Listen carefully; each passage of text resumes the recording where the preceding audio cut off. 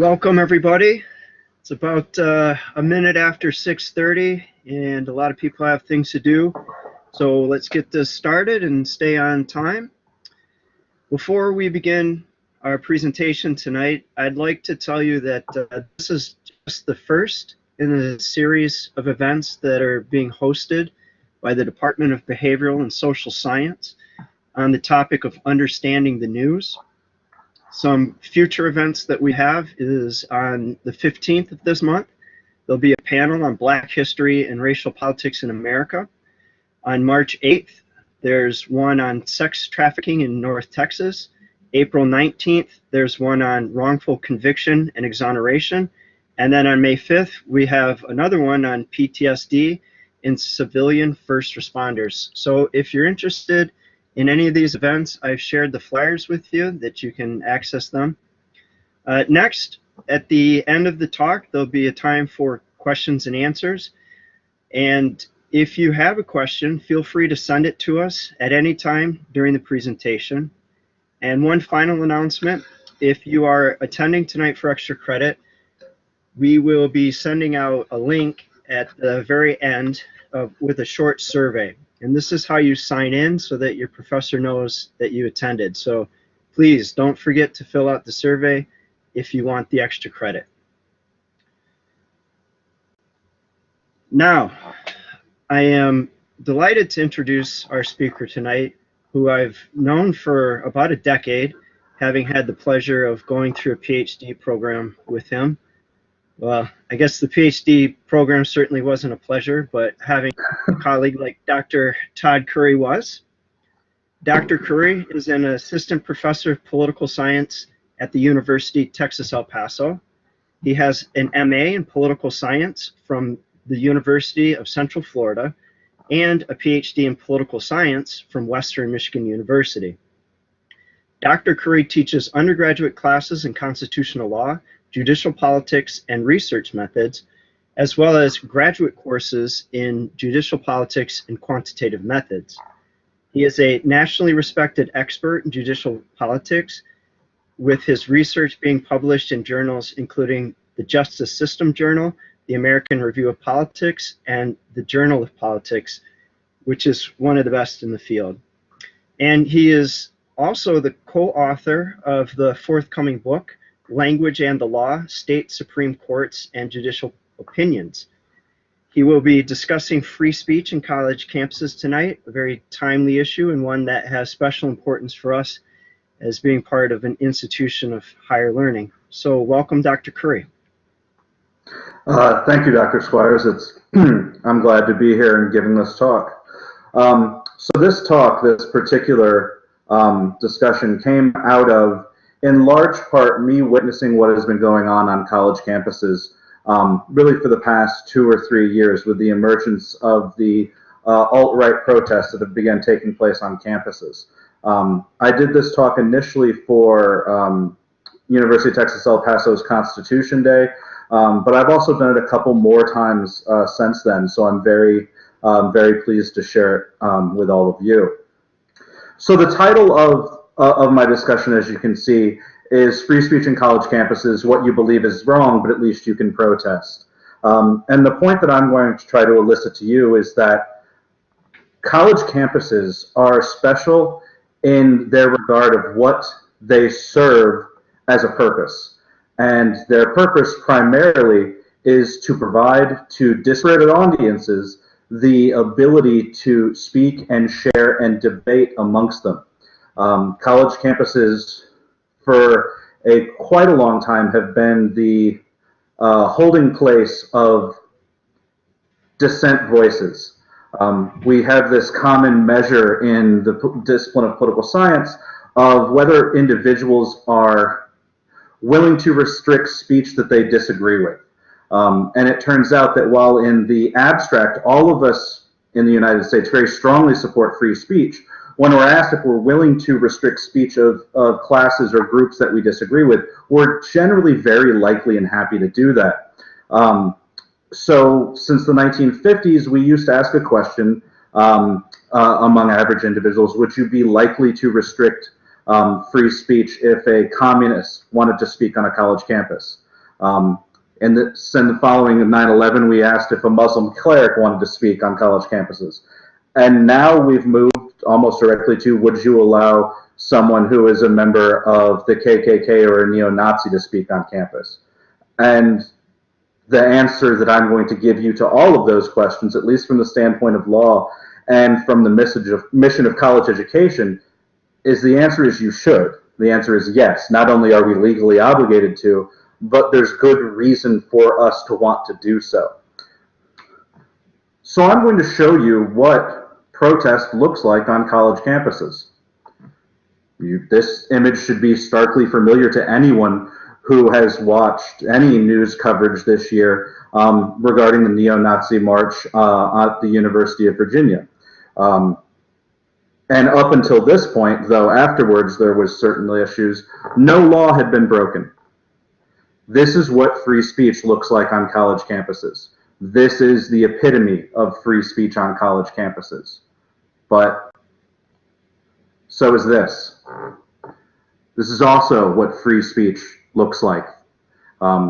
Dissenting voices coming together to say something that may not be popular, that may not be something that we agree with, but something that's allowed and important for them to say. And it isn't just, well, and then we have Milo. And we can all mock Milo because it's very easy to do. But his ability to speak on college campuses also should not be restricted. Nor Richard Spencer. All of these individuals, despite the deplorable things that they have to say and the advocacy of the issues that they wish to put across, should be allowed to speak on college campuses. So should Martin Luther King.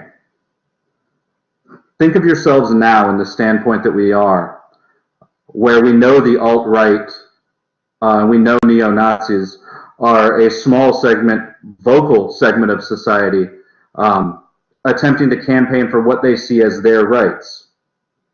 Dr. King saw nothing different with what he was doing. And he regularly went to college campuses. In fact, this is, and Tony will get a kick out of this, this is a picture of Dr. King speaking at Western Michigan University, both of our alma maters. So college campuses are sort of the ground point, the focal point for arguments about what should and should not be. So much so that the governor of Alabama, standing in front of the University of Alabama, unwilling to desegregate the schools in the late 1950s, was also using his freedom of speech to do so, however deplorable it might be. So why do we think that college campuses should not be able to preordain who can and who can't speak there? Well, there's a pretty good reason. College campuses are the arms of the state. They are, in essence, governmental institutions. I am employed by the state of Texas, despite University of Texas El Paso being what I claim. It is actually the University of Texas that cuts my check. It's the University of Texas that pays for nearly everything that goes on in my state-funded college campus. There's something else the state can easily do. The state has the ability to take your life. The state has the ability to kill you, legally. I don't want the state, nor should anyone want the state, to determine, to state what it is that is okay to say and not okay to say. I don't want the government, no matter who is in charge of the government, Republican, Democrat, Independent, Socialist, whatever political party comes to power, they should not be able to judge the content of my speech and attempt to prohibit it. Because when that happens, this is what happens. When we protest and the state judges that our protest, that our speech is wrong, is anathema to the goals of our mission, is against what it is we should believe, the state can retaliate with force. The state has, not very long in the distant past, killed students for what they believe. For those of you who don't know, because I don't know the demographic age of your school, this action right here took place in Ohio, and it was an anti-war protest in the early 1970s, and the Ohio National Guard shot and killed protesters protesting the Vietnam War. Speech is important, and allowing the government to determine what is okay to say and not okay to say gives the government the ability to do things like this. And this should never happen, especially on college campuses. So now to give you a caveat, and it's a pretty big caveat, that it makes it somewhat awkward for me to give a talk like this. The current battlefield of what free speech on college campuses looks like is people who look like me, people who sound like me, people who have my same upbringing, against generally people that I would assume look like you. Hispanics, Latinos, African Americans. The pit is those who look like me against individuals that look like you. And I advocate, as do most constitutional scholars, that both groups deserve equal access to free speech. And I firmly believe both groups deserve access to free speech. The content of the speech doesn't change what is politically right, but it does give us the ability, the motivation, the context to which to protest it. Earlier this week, literally on my college campus, Turning Point USA, a conservative student group around the nation, showed up to speak on our campus. And I was walking up to my office, and we have a free speech green on campus, which I'll talk a little bit about the nature of free speech on college campuses here in a second. But the free speech green on UTEP is the one place where all speakers are allowed to come and talk. And conveniently, somewhat not ironically, administration housed it directly next to the political science department. Turning Point USA, like I said, a conservative student action group, was setting up there in the morning when I walked into the office at about 8 a.m. And I noticed there were 3 uniformed police officers directly in front of them. And I felt it necessary to go up and ask them why. And it was in order to protect their safety to be able to speak, which made me quite happy, despite the fact that, as I described Turning Point USA to one of my students in my civil rights and civil liberties class, Turning Point USA is the court jesters before real conservative thinkers come to talk. But I still think it is necessary and positive for them to be able to voice their opinions on college campuses, because even if you and I or anyone else puts zero or little value into what they're saying, that's basing it on the content and not on their legal right to do so.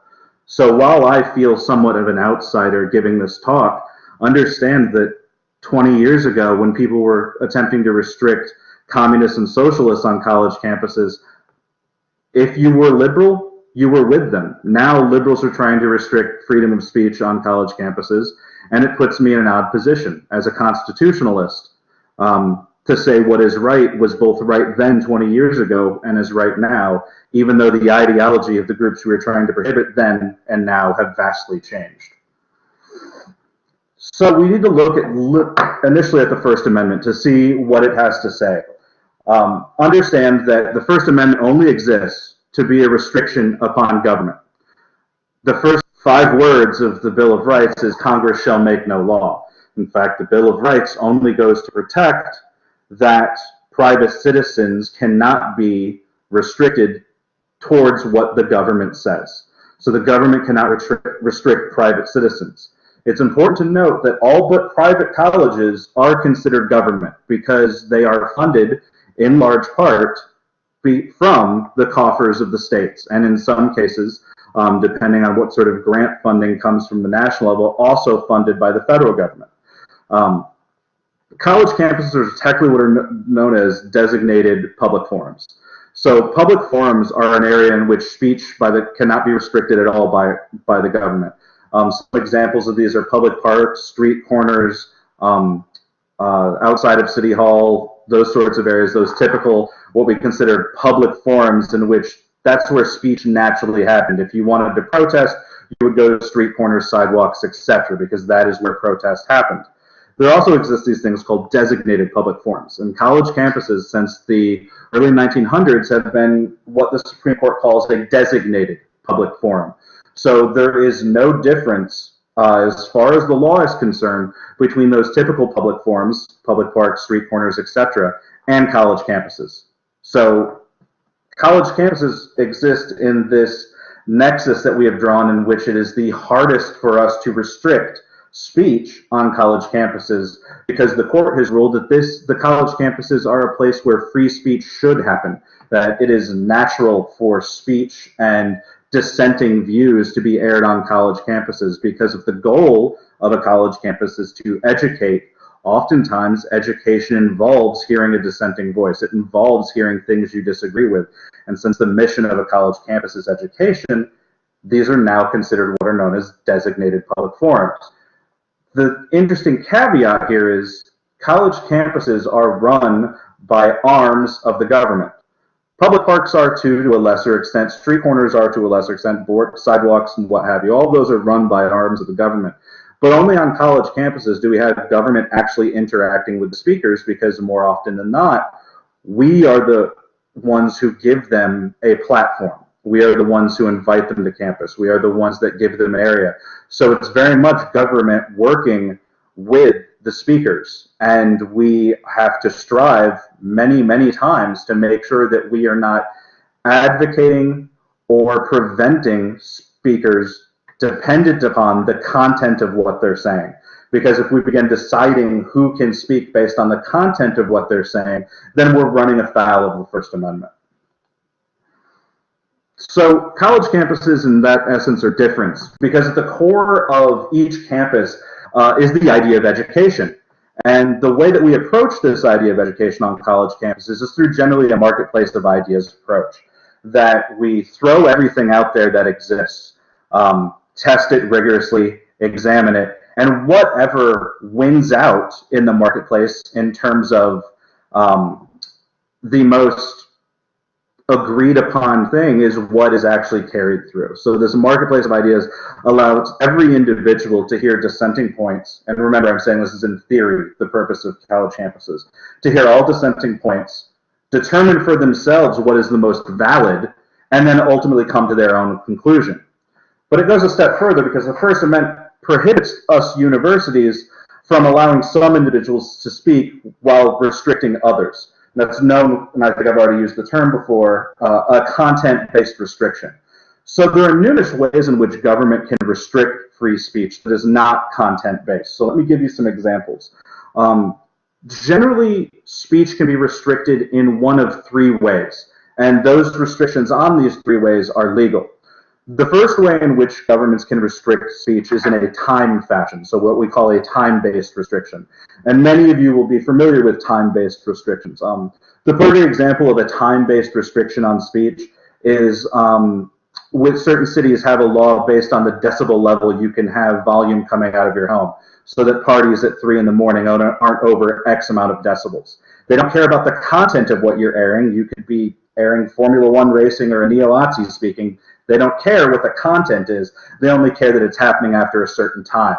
And restrictions based on time, since it's not focusing on what is being said, but how it is being said, are what the Supreme Court says are okay. They don't have to pass sort of a strict scrutiny level, which is a very high hurdle for the pass. So the first type of restriction that governments can do is a time-based restriction.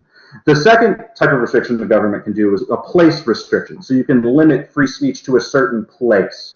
College campuses, UTEP is one of them, have taken this to a very particular level and created a place on campuses in which free speech can take place. On our campus, it's known as the Free Speech Green. When I was at University of Central Florida, it was also the Free Speech Green. At Western Michigan, there wasn't much that was green because of winters, but it was generally considered like the free speech area. And all these areas allowed any group that wished to come there and speak directly to students. That is a place restriction in that it restricts individuals from going all over campus or all over wherever and delivering their message, but allows them access to the university environment and allows them to get their message across to whomever would stop and listen. So we have time restrictions, we have place restrictions, and the last type of restriction is a manner restriction. Manner restriction restricts the way in which the speech can actually be conveyed. My favorite example is in San Francisco. San Francisco, the city of San Francisco has a law that says billboards are not allowed within city limits. So when you drive down I-10 and you see a huge billboard, the city of San Francisco says those are completely and utterly unallowed. You can advertise in any other way you want to, but we're not going to have big ugly billboards fouling up our city. That's an example of a manner restriction. They're allowed to advertise in any other way they want, except for using billboards. Government can do the same things in terms of manner. For example, at UTEP, we don't allow individuals to use megaphones because it would disrupt the educational environment of classes going on. So they are allowed to use their own auditory abilities to engage in speech, but they can't use anything that will augment that speech and make it louder. That's a manner restriction. All of these, however, have one thing in common, and that is that they're not content-based restrictions. They're restrictions that are dependent upon not the content of the speech, but the manner in which it undergoes. So I would argue that we have this sort of, okay, people are saying they can't hear me anymore. Can someone vouch that you can actually hear me? In chat. We can hear you. Okay, you. cool. Thank you. Wow, so many of you. Okay, great. Just wanted to make sure, because I'm trying to follow chat alongside, even though it isn't moving all that much. So these sorts of restrictions are not content-based in that they're not determining, in essence, what's being said, they're determining how it's being said. But we've noticed around the United States very recently that some campuses have begun to refuse certain speakers, that they're not allowing certain speakers to speak on their campus. So if we're not allowing content-based restrictions, if we know content-based restrictions are unconstitutional, why are some campuses now able to go about refusing certain speakers, and it almost always is alt-right speakers, but certain speakers to speak on campus? I think Texas A&M gives us a pretty good example of the real or imagined public safety claim that a lot of these universities are making. So Richard Spencer was supposed to speak at Texas A&M sometime this early last fall, I think in October. And after what had happened in Charlottesville, Virginia, this is what I think it was the president of Texas A&M came out and said. After consultation with law enforcement and considerable study, Texas A&M is canceling the event scheduled by Preston Willington at Reeder Plaza on campus on September 11th because of concerns about the safety of its students, faculty, staff, and the public. So basically, what states are now doing, states being higher education institutions are now doing, is they're making a claim that they can't hold the speech because of public safety issues. This is perhaps a real critique in some places, but it's very much imagined in others. It is quite clear that speech of an unpopular nature, the type of which Richard Spencer would give, do run safety concerns. There's absolutely no question there. There are safety concerns involved. There are numerous ways around this, and Texas A&M didn't actually attempt this way, which is why I was kind of negative on the way they went about it. They said it was for reasons of obviously public safety. They couldn't assure safety. Well, universities don't have to actually do that. They are not required to make sure that they are complying with a public safety nature. However, they have a very high interest in making sure that their own students aren't injured because they have a duty of care to their students. What some universities have done, University of Florida perhaps being the first that did this in late October, they made Richard Spencer and his group actually pay for security. They said, we're going to give you the hall by which to speak, which, by the way, you have to rent. But you also, if you don't want to get lynched and thrown off stage, we're also going to make you pay for the security of your own speech. That's 100% legal to do. And I would strongly urge more universities actually go about doing that. If the speech that is going to give is going to be basically an incitement to violence in some cases, the speakers themselves can be required to pay for their own security. There's absolutely nothing that requires the universities to make sure that they're secure and safe. And if these groups can't pay for their own security, that's one way, quite legal way, that these educational institutions can get around it. The problem being is that more often than not, these public safety issues are quite imagined. Think back to the protests that took place on University of Virginia's campus. There were issues of safety, but no one was injured, and the true injury did not actually take place until after the speech had taken place on the college campus, so when the protests actually took to the streets. So it had nothing to do with the college campus protest, it had 100% to do with what took place afterwards. And oftentimes, that's honestly how we see these coming about. Hello? Okay, cool. I totally just heard someone at home. So this is one of the ways that the universities can get around this. What we want to make sure is not going on is that the protest, and this is more of an urge to students than anyone else, the best thing you can do, the easiest thing you can do, is engage in nonviolent counter-protest. You can actually,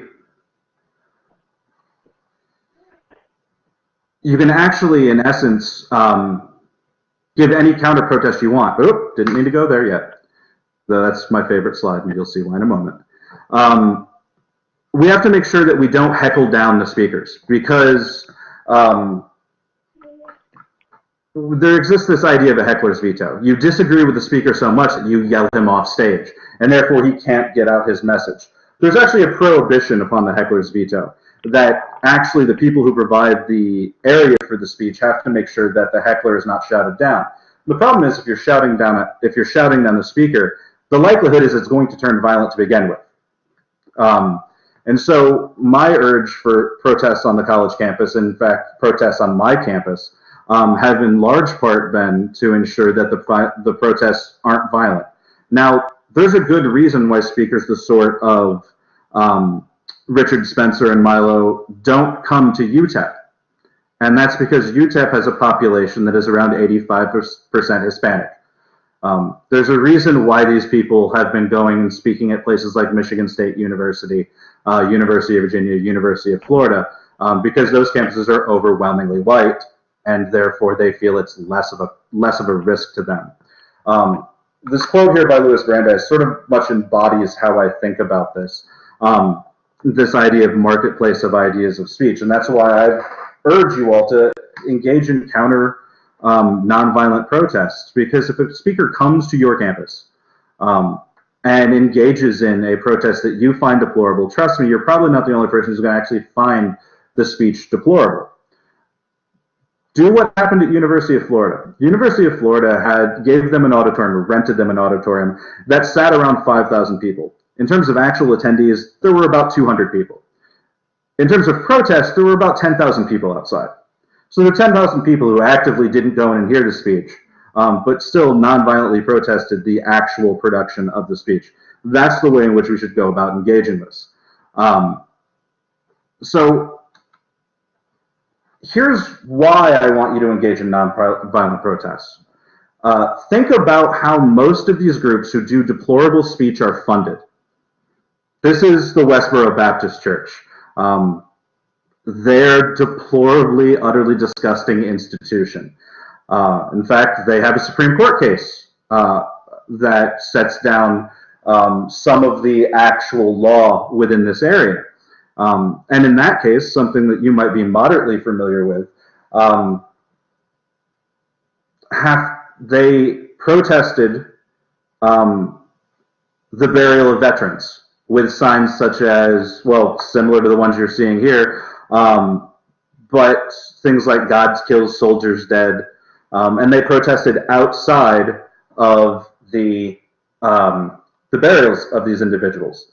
And the city of, I want to say it was Baltimore, made an ordinance so that they couldn't protest within so many yards of these actual burials.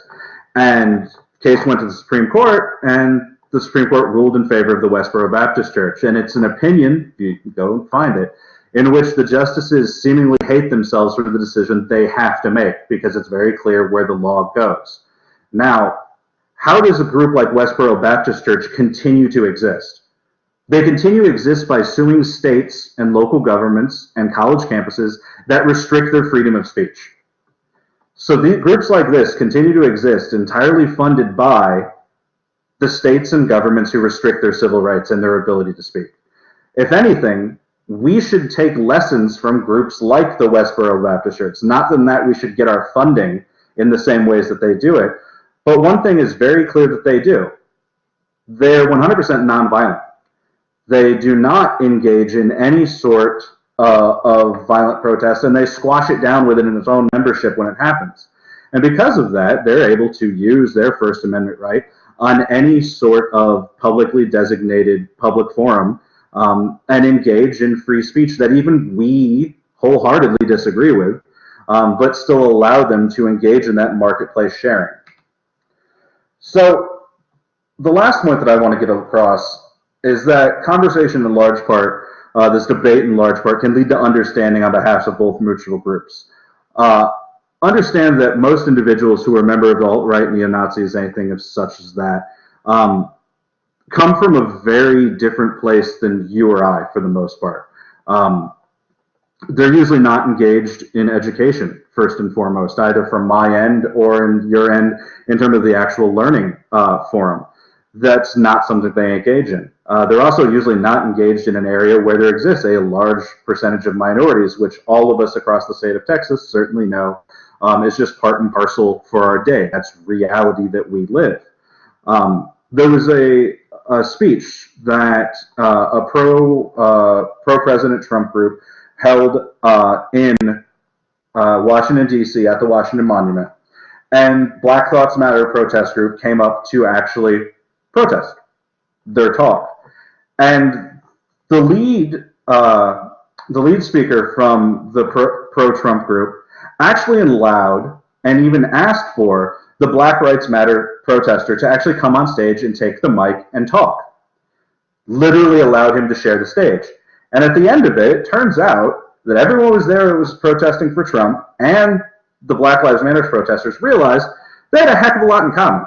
They were there primarily celebrating their First Amendment right to speak. They were there because they felt that both of their groups did not get a fair shake with the government, and both groups agreed that there were certainly things going on within the African American community that was not getting a fair shake with the federal government. And there were also some agreement that, at least economically, these individuals who were protesting on behalf of Trump, they certainly had a valid grievance with the government as well. And that sort of existence, that sort of happening, is honestly not a rarity when you talk to people that you disagree with. And when you are on a college campus, there's no better place to talk to people that you disagree with. I end up, and I'm certainly Dr. Squires does this as well, more often than not, we're forced in our college classrooms to play the devil's advocate because no one else is willing to play that role. Most individuals are generally of one mind. So we often end up having to play a role, or at least take the side of an argument that we don't agree with. To that end, that's basically what I'm doing right now. I don't agree with absolutely anything that the alt-right movement, neo-Nazis have been saying on college campuses, but I do agree that they have the right to say so.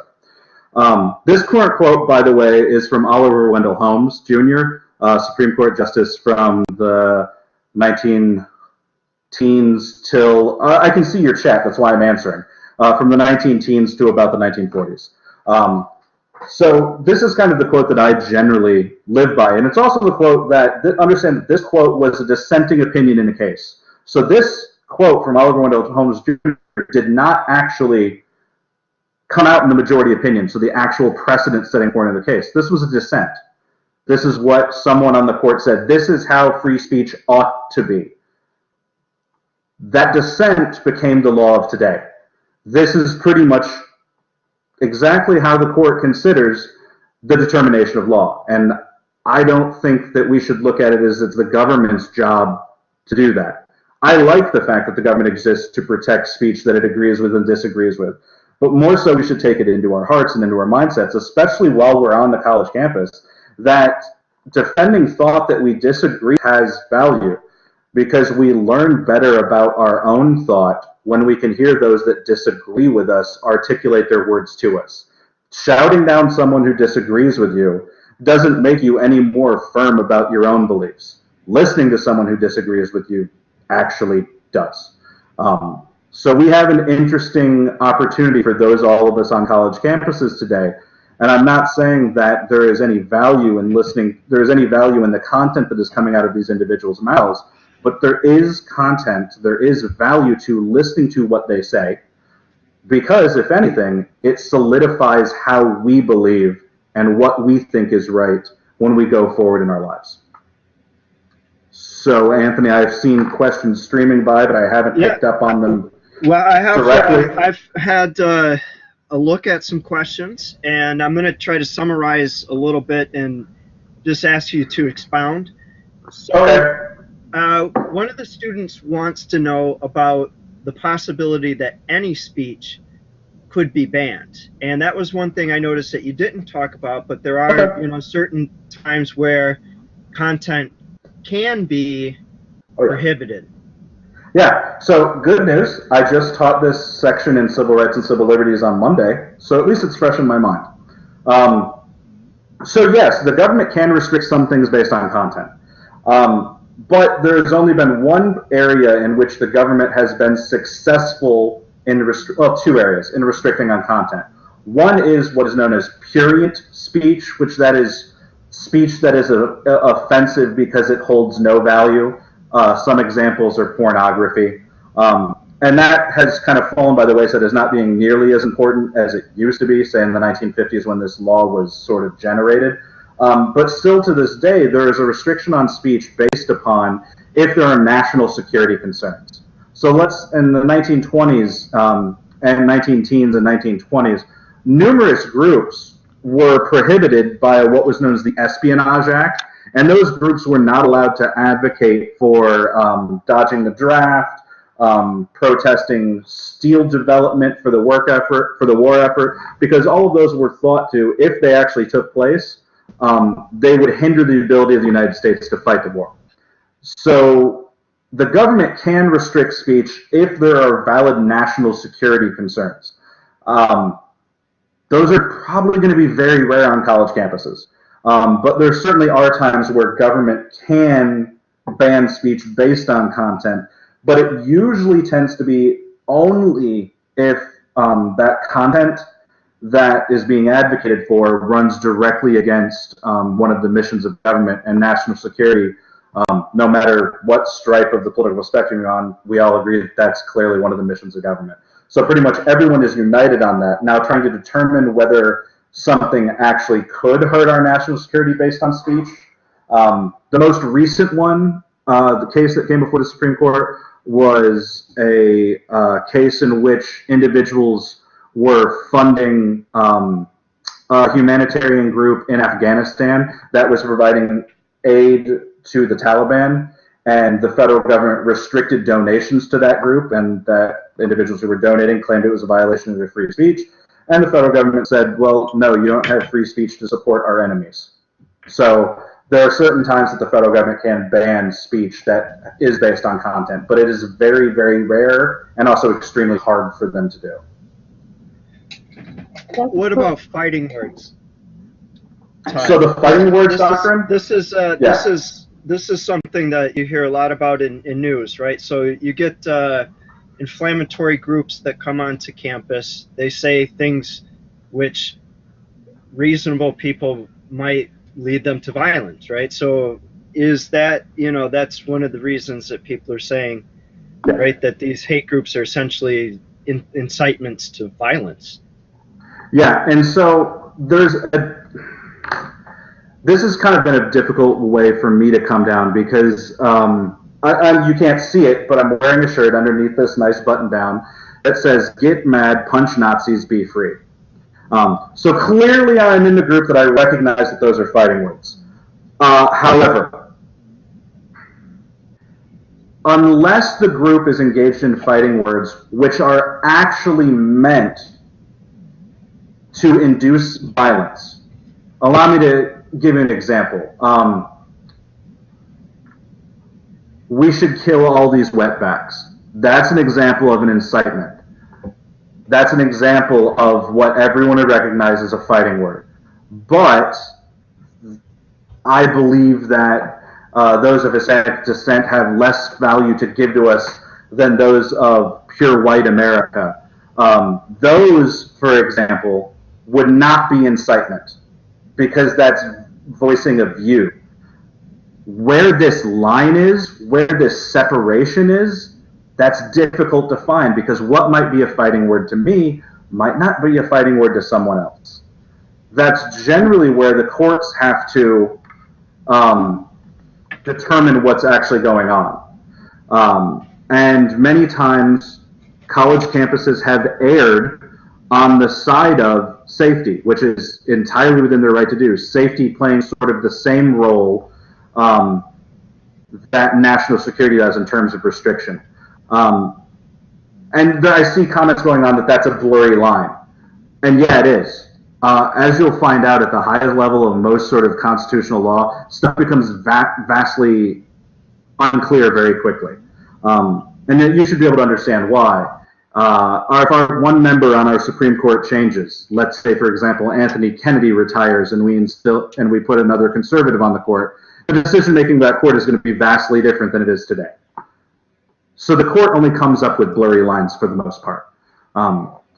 So it puts us in an odd situation to determine what is a fighting word and what is not. There's no easy way to measure it. Sort of like when the federal government was restricting speech on the basis of pornographic content, the notorious quote from the majority opinion is, I can't tell you what pornography is, but I know it when I see it. Very much the same sort of token of what a fighting word is very much in the beholder to determine what a fighting word actually is. But definitely the government can stop a speech if it is inciting violence. There's no question there. The problem is actually figuring out whether it's an incitement to violence or a statement of an opinion. And that very much depends on the crowd in which is being observed. Dr. Curry, you did a really nice job explaining the sort of legal aspects of all this. And I want to just have you touch on something that you started off with about the social value of free speech. So why do we even have it? Why is it important? Why, if we are conservative or liberal, like, we should want to let the other person speak? Yeah, so there exists a social important value for listening to a speaker. And here's why. Society would stagnate if the majority got to run their way the whole time. Society itself, art, anything would stagnate if the status quo remains the status quo forever. So we recognize that there is social value in dissent, there is social value in critique, there is social value in disagreement. And I think among individuals like me and just those of you listening, that we could agree to have a conversation based upon where we vehemently disagree and carry out that conversation as perfectly normal. Now, the reason for free speech in the terms of a social value is the idea is that it increases us all. If we honestly have a real and true debate of an issue, the idea is the person who is disagreeing, the people who are disagreeing, will come to some truth. That through debate, through a discussion, either those people will solidify their own positions more exacting, or you will get to a point where you can meet in a middle ground. The problem lies in is when the government comes in and says, this speech is okay, this speech is not okay. When the government makes a determination that a thought is criminal, because that is basically what speech is, it is a thought given light, that when thought becomes criminal, if you disagree with your government, that's problematic. And you may disagree with your government now. You may disagree with it in 4 years, maybe 8 years, depending on terms of who is replacing. But at no point should the government attempt to tell me what thought that I have is legitimate enough to hold value. I have no problem if one of the students, even in this chat, thinks that I'm absolutely insane. That's totally fine. You can think I have no value, or my speech has no value. That's okay. Because you can't prohibit me from having that thought as a common human being who shares different thoughts. But the federal government can. And I don't want someone who has the arms of enforcement to be able to tell me what I can and cannot think. I think it stagnates us as a society, even when the vast majority of us will recognize that the speech holds little value. It still needs to be able to be said, because what happens if a speech that does hold value similarly has the feeling that it should not be expressed? What happens if in the 1960s the federal government decides to oppress Martin Luther King's ability to speak freely? It was a minority viewpoint at the time. It became to be the majority viewpoint. If the federal government was involved in stagnating that speech, would the developments that we've seen in the civil rights movement have actually come to fruition? I'm not certain it would have. So we need to be careful about the federal government telling us whatever thought is good or has value. Well, thank you very much, Dr. Gray. I'm going to cut you off there because I thought you did a great job for us. I'm going to turn it over to Sherry, and she's going to tell everyone about a club. Yes, thank you, Dr. Squires. I want to first thank Dr. Curry for his time and expertise. We really appreciate you being a part of our speaker series and sharing your knowledge and experience with our students. And I think it's great that some of your students have logged on as well, because we don't have the opportunity often enough to have our students experience working with other students across the state of Texas. So I think that's phenomenal. One of the students did want to know, before I talk about our student club, one of the students did ask, the quote that you have on the screen. This one. Yeah, where does your quote come from? Who is it? This quote right here is from Oliver Wendell Holmes Jr. I want to say it was 1929. He was in dissent on a case in which actually the government was denying a socialist from printing pamphlets protesting the war effort. And he was in dissent in that case, where 5 years earlier he had written the majority opinion in a very, very similar case. So you can kind of sort of see the evolution of Holmes in that. But it's just a quote from a very well-known Supreme Court justice who had some very solid ideas on what free speech meant. Yeah, I like that quote. I think a couple of other students did as well. For our student club, I don't know, Dr. as far as if you can upload the flyer or not. Did I share that with you already? Yeah, I shared it.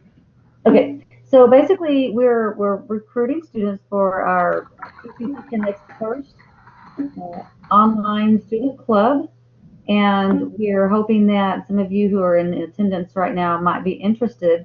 Now, this is a student-led club, so that would mean that your thoughts, your ideas, your input on what you think our online student population would like to learn more about, would like to do as part of learning leadership skills, would be interested in service in the community. The ideas would come from whoever participates in the online student club.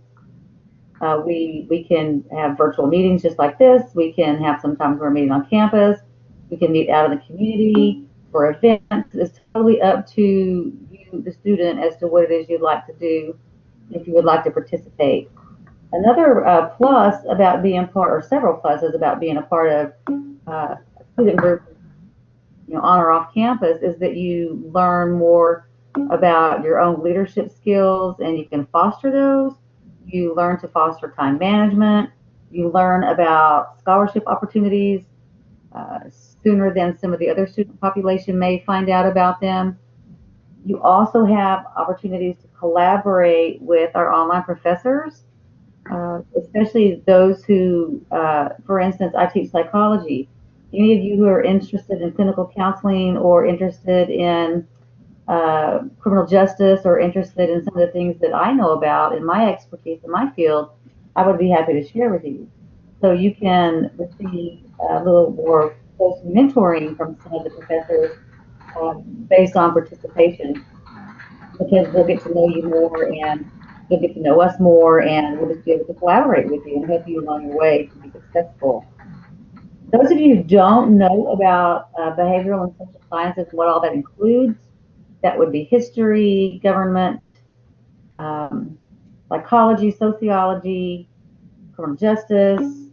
Am I missing anything, Misty? Geography? I think geography is one of our areas as well, one of our disciplines.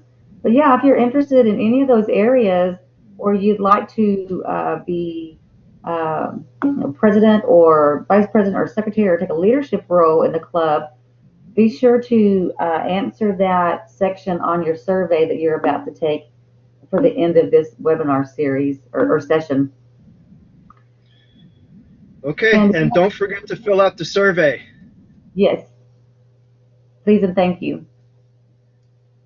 Okay, thank you, everyone. Thank you, Dr. Curry. Good night.